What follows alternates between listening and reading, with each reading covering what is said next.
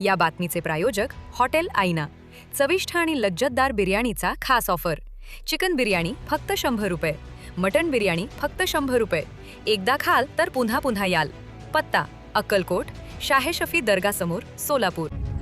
पंढरपूर शहरातील नवीन कराड नाका परिसरात पंढरपूर कराड रस्त्यावर पंक्चर काढण्यासाठी सायकल घेऊन निघालेल्या 2 विद्यार्थिनींना टिप्परने धडक दिली।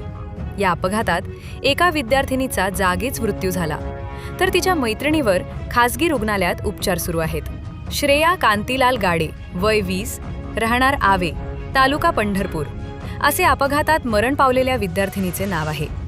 हा अपघात रविवारी सायंकाळी 4 वाजेच्या सुमारास झाला। कर्मवीर भाऊराव पाटील महाविद्यालयात श्रेया गाडे ही BCAच्या 2ऱ्या वर्षाला शिक्षण घेत होती।